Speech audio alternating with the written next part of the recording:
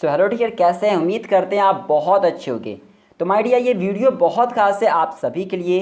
अगर आप class 10th के स्टूडेंट हो या क्लास 12th के स्टूडेंट हो, या ये वीडियो आप सभी के लिए बहुत खास है क्योंकि क्लास 10th के बच्चे इस वीडियो में समझ जाएंगे कि आखिर उनके पास क्या क्या ऑप्शंस अवेलेबल होते हैं क्लास 12th में ये सब्जेक्ट लेने के बाद। और 12th के हो आप तो आप ये समझ जाओ कि आपके पास में at the moment of the time कि आपके पास क्या क्या ऑप्शंस अवेलेबल हैं।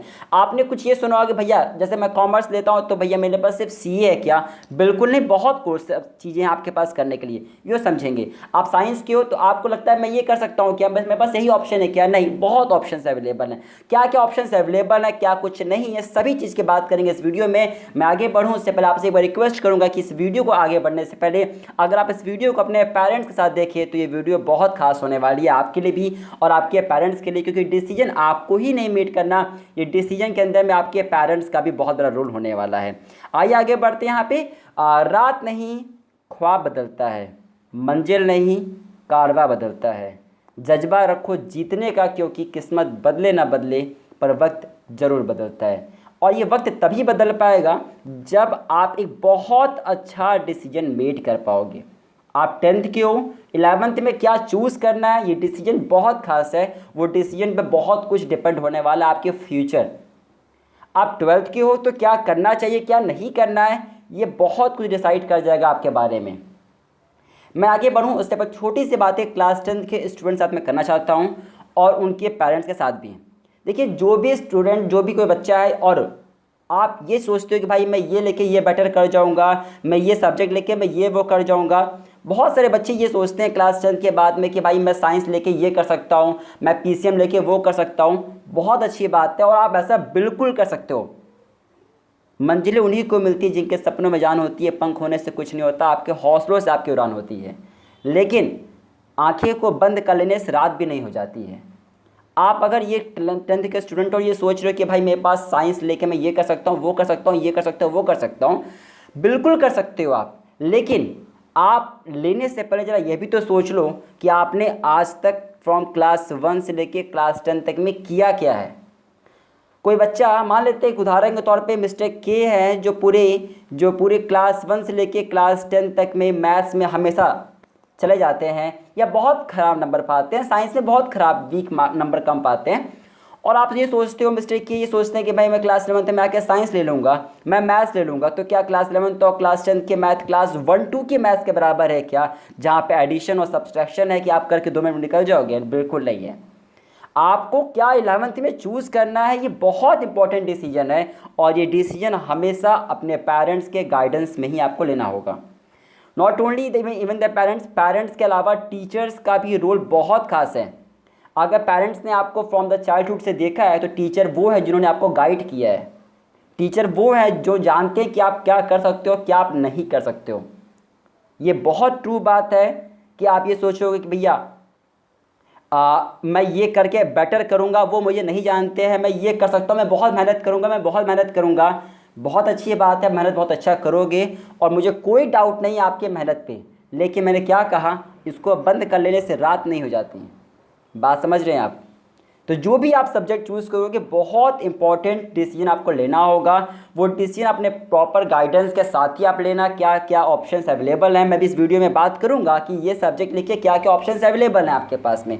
आप उसके बाद समझो, एनालाइज करो पूरी चीज़ों को। और भाई क्लास 11th में आप जाने वाले हो ना, तो आप सीधे ऐसा नहीं कि भैया मेरा मन कर गया मैं ये पढ़ूंगा, मेरा मन आ गया मैं वो पढ़ूंगा, ये फालतू की बातें हैं। एक बार क्लास 11th में जाने से पहले आप ध्यान रखिएगा, अपने क्लास 10th के मार्कशीट को जरूर देखिएगा एक बार।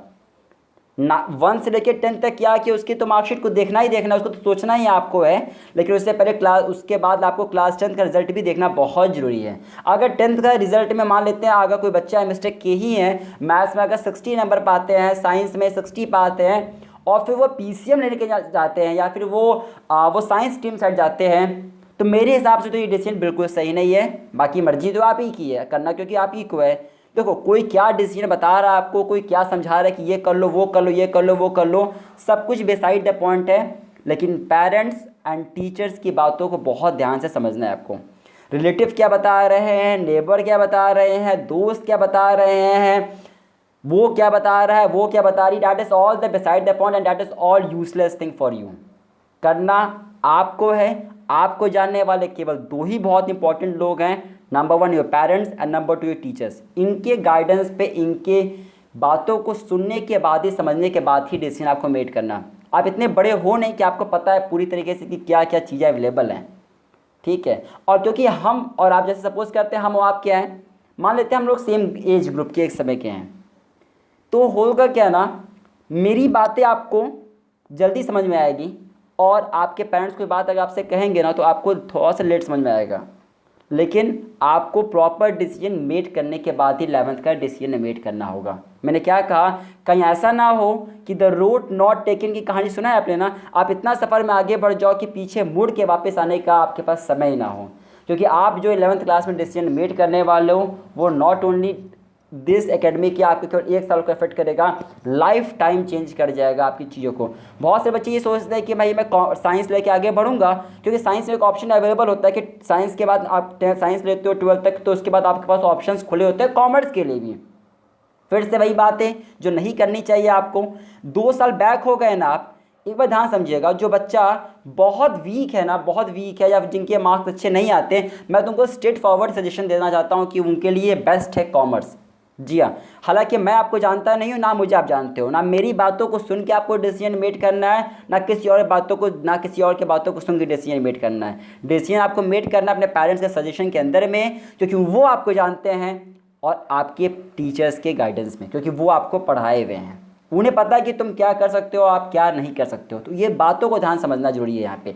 आइए आगे बढ़ते हैं। यहाँ पे एक बात और ध्यान समझिएगा, बहुत से बच्चे ये सोचते हैं कि भाई मैं साइंस लेके ये कर सकता हूँ। एक बात ध्यान समझो, जो बच्चा वीक है, मैंने क्या कहा, मेरे स्ट्रेट फॉरवर्ड सजेशन होता है उन बच्चों के लिए जो बच्चे थोड़े से वीक होते हैं पढ़ाई में, कि आप कॉमर्स लेके चले जाना, साइंस आपके लिए नहीं है उतना बेटर, ठीक है। क्यों, ध्यान समझने की बात को, बहुत ध्यान से समझना की बातों को, ध्यान से समझना। एक केस लेके चलते हैं यहाँ पे, एक ये बाउंड्री है, ये बाउंड्री है।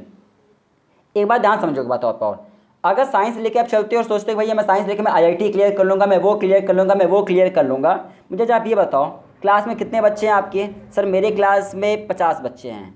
आपकी रैंक क्या आती है? सर मैं क्लास में 5th आता हूँ। भाई अगर 50 बच्चों में अगर 5वां पोजीशन अगर पाते हो, मान लेते हैं 50 बच्चों में 5वां नंबर आपके आती है, क्या पूरे जहाँ पर रहते हो उस जिला के अंदर में, उस डिस्ट्रिक्ट के अंदर में, क्या केवल एक ही आपका स्कूल है क्या? नहीं सर, मेरे उस ज़िले में ना, मेरे उस डिस्ट्रिक्ट में 50 स्कूल हैं, 20 स्कूल हैं, मान लेते हैं 20 स्कूल हैं।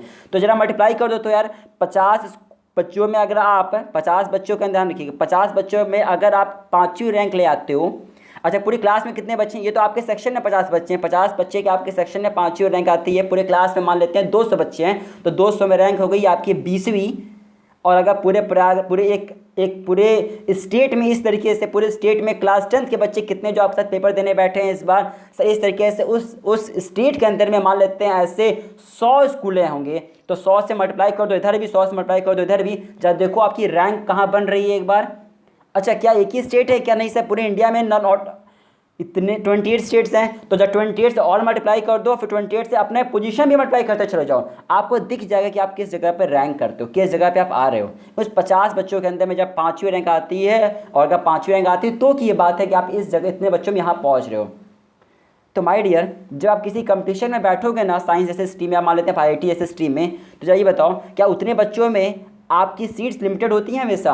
क्या वहाँ क्वालिफाई कर पाओगे क्या आप? और इतना ही नहीं होता, बहुत से बच्चे तो बैक लेके बैठे होते हैं, मतलब उन्होंने गैप लिए होते हैं, तो वो जो बच्चे गैप लिए हैं वो बच्चे भी आपसे कम्पीट करने वाले होते हैं।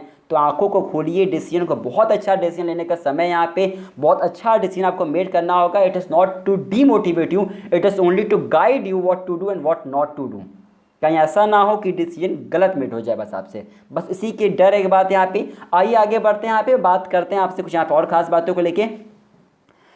एक सेकेंड, चलिए मैं आपको थोड़ा सा और बात यहाँ पे कर लेता हूँ। मेरी मंजिल मेरा हौसला देखकर, डर मुझे भी लगा फासला देखकर, पर मैं बढ़ता गया रास्ता देखकर, खुद पर खुद मेरे नज़दीक आती गई मेरी मंजिल मेरा हौसला देखकर।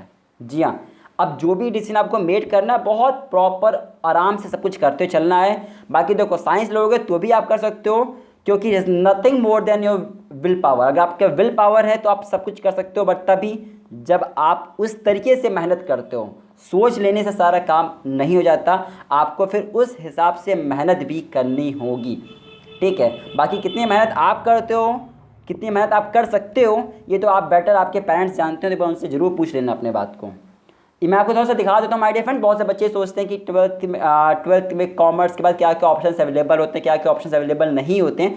अभी देख सकते हो, देखो ट्वेल्थ में कॉमर्स लेने के बाद में आपके पास ये फाउंडेशन है, बीकॉम का कोर्स, बीकॉम है आपके पास में, आप बीबीए एमबीए कर सकते हो, आप सीए फाउंडेशन में जा सकते हो, बीसीए है, बीआर्क है, बीएड है, कॉल सेंटर है। फिर आगे बढ़ो, बीकॉम करने के बाद क्या क्या ऑप्शन अवेलेबल है, एमबीए कर सकते हो, आप मैनेजमेंट बिजनेस में जा सकते हो, आप बैंक इंश्योरेंस में, LLB, LLM, CA, BEd, MA, teacher, RCWA, आज ये सीएमए कहते भी हैं, bachelor in library science, CS, import export diploma, ठीक है, एमसीएम, एमसीए, तमाम कोर्सेज अवेलेबल हैं आपके पास में कॉमर्स लेने के बाद में। तो अगर आप ये सोच के चलो ना भाई मेरे पास कॉमर्स लिया से मेरे पास एक ही ऑप्शन है ना कॉमर्स को लेके सीए करने का, तो ये बातें फालतू की हैं। बहुत ऑप्शंस अवेलेबल हैं, करने वाला कर ले जाएगा, ना करने वाला सिर्फ और सिर्फ एक्सक्यूज़ देगा और बहाना ही देता चला जाएगा, ठीक है।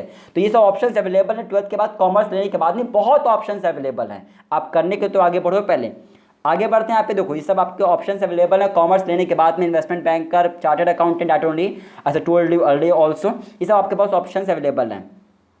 आइए बात करते हैं बस साइंस लेने के बाद में, क्योंकि बच्चे बहुत सारे साइंस की ओर जाना चाहते हैं। और देखिए साइंस में क्या क्या ऑप्शंस अवेलेबल है। अगर आप इंजीनियरिंग में बात करें तो आईआईटी, एमएनआईटी, देखो भाई अगर आप फॉर्म भरते हो साइंस लेते हो तो आपका मेन नेम होना चाहिए आईआईटी एडवांस को क्लियर करके बेस्ट आईआईटी पहुंचना।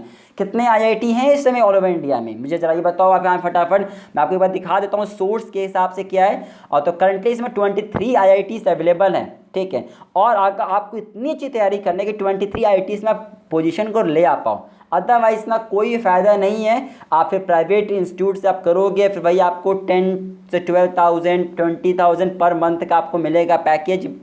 मल्टीप्लाई कर लो भैया पूरे ईयर का पता चल जाएगा कितना आप अर्न करने वाले हो प्राइवेट में करने के बाद भी। और नॉट ऑल्सो कि that is up to the employer, how अब कैसे वो ट्रीट करेगा क्या कुछ है, सब तो आपके ऊपर है। तो अगर करना हो तो बेस्ट करना होगा आपको साइंस लेने के बाद। तो इंजीनियरिंग में आपके पास ऑप्शंस क्या क्या अवेलेबल होते हैं, आईआईटी, एमआईटी है, बीटेक है, पॉलिटेक्निक है, बीएससी करते हो। अगर आप इधर जाते हो बैचलर डिग्री साइड में तो आपके पास फिजिक्स, केमिस्ट्री, मैथ्स से करते हो उसको, ठीक है। अदर्स के अंदर में मैं बात करूं तो आपके पास एनडीए है, मर्चेंट नेवी है, तमाम ऑप्शंस अवेलेबल हैं अगर आप साइंस स्ट्रीम के स्टूडेंट हो सोचते हो तो, ठीक है। सब आपके पास ऑप्शंस अवेलेबल हैं। बाकी फिर से मैं आपको यहाँ पे कोर्स स्लाइड लगाया मैंने, आप इसको एक बार रीड कर लीजिएगा यहाँ पे। और ये सभी सोर्सेस मैंने लिया हुआ है, ध्यान रखिएगा।